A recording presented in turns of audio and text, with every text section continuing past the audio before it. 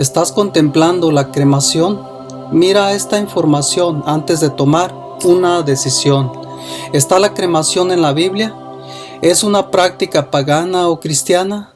Al incinerarse, ¿se pierden las posibilidades de salvarse? Dios dice en 1 Corintios 3:17, si alguno destruyera el templo de Dios, Dios le destruirá a él, porque el templo de Dios, el cual sois vosotros, santo es. ¿Será que al destruir el cuerpo con fuego nos condenamos? ¿Cuántos verdaderos hijos de Dios se cremaron por voluntad propia en la Biblia? ¿Qué tan antigua es esa práctica? ¿Cuál es la diferencia entre cremar o enterrar? ¿Existe vida a partir de las cenizas? Veamos un poco de historia. La cremación aparece en la península griega durante la Edad de Bronce. Los griegos creían que al cremar el cuerpo se purificaba el alma y la desprendía de su forma terrenal. Cuando el pueblo romano absorbió las ideas y costumbres griegas, ellos también comenzaron con la cremación. ¿Eran cristianos los griegos? No, eran politeístas. Adoraban muchos dioses. También los romanos adoraban muchas deidades.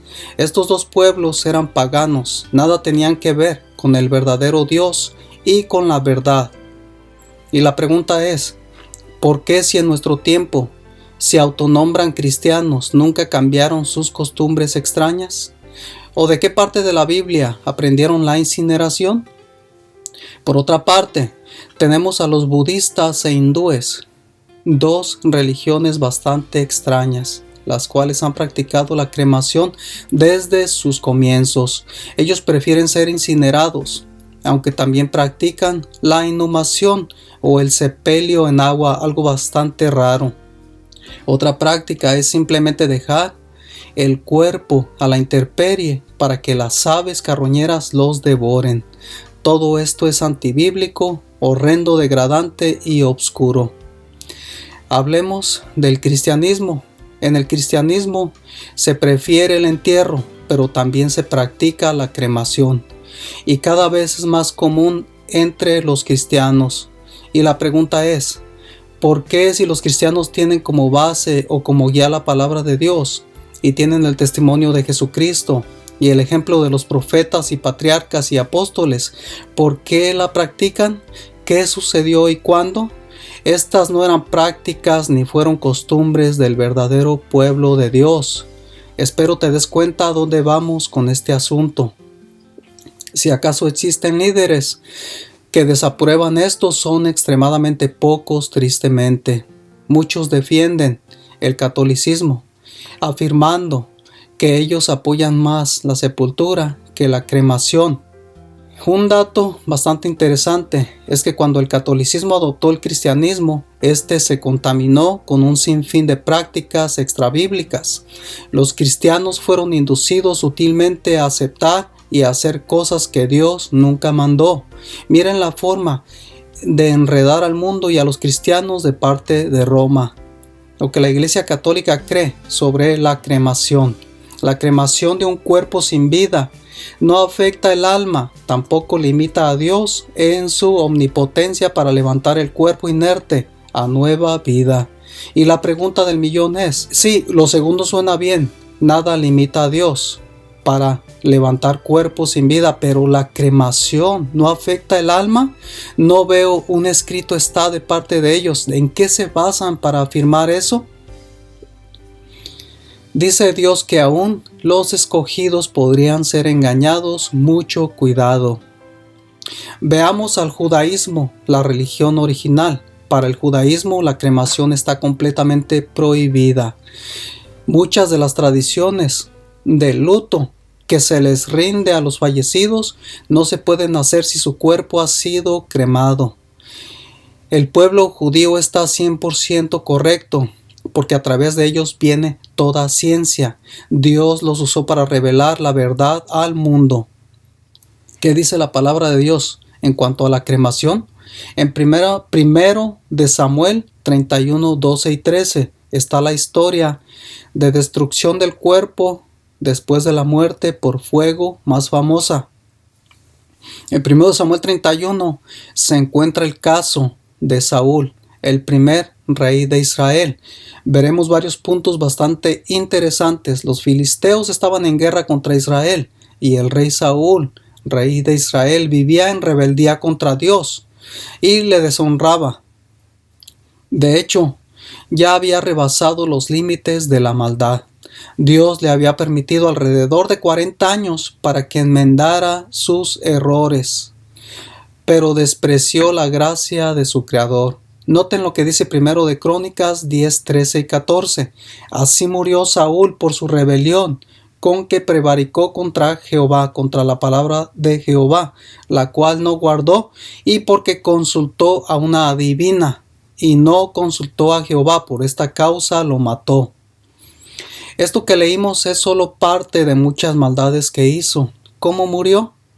Dios se había apartado de él, y al verse alcanzado por sus enemigos, mientras huía, se echó sobre su espada, pero no murió. Los flecheros enemigos lo alcanzaron, lo traspasaron y lo decapitaron, etc.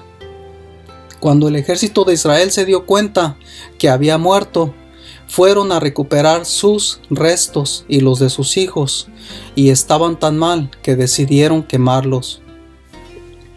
Los quemaron, pero la pregunta es, ¿quién les dijo que los quemaran? Si no fue Dios quien dio la orden, ellos lo hicieron sin consultar y por voluntad propia lo hicieron.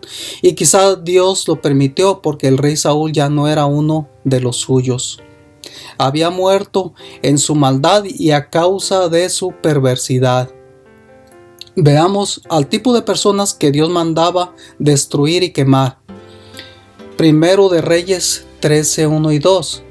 El clamor contra el altar por palabra de Jehová, y dijo: altar, altar, así ha dicho Jehová, he aquí que a la casa de David nacerá un hijo llamado Josías, el cual sacrificará sobre ti a los sacerdotes de los altos, que queman sobre ti perfumes, y sobre ti quemarán huesos de hombres. En este caso, del rey de Israel, Jeroboam, era perverso, le había dado la espalda a Dios, y él mismo formaba sacerdotes para hacer rituales a demonios, burlándose del Dios de Israel.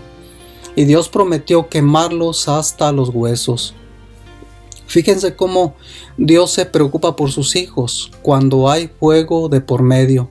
Isaías 43, 2. Cuando pases por las aguas, yo seré contigo, y por los ríos no te anegarán. Cuando pases por el fuego, no te quemarás, ni la llama arderá en ti. Ahora, no quiero ni pretendo esconder nada. Existen dos versículos que dicen soy polvo y ceniza, o que se compara el polvo con la ceniza. Génesis 18, 27. Y Abraham replicó y dijo: he aquí, ahora que he comenzado a hablar a mi Señor, aunque soy polvo y ceniza. Job 30, 19. Él me derribó en el lodo y soy semejante al polvo y a la ceniza. Los patriarcas Abraham y Job se comparan con polvo y ceniza. Analicemos esto. Para empezar, de dos versos no podemos hacer una doctrina. Segundo, noten cómo Job reconoce que algunas veces habló de lo que no entendía. Job 42, 3. ¿Quién es el que obscurece el consejo sin entendimiento?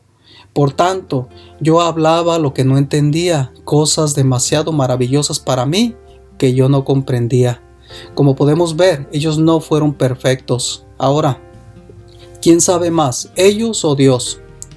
¿De qué formó Dios al hombre? ¿De polvo, tierra o de ceniza? Génesis 2:7.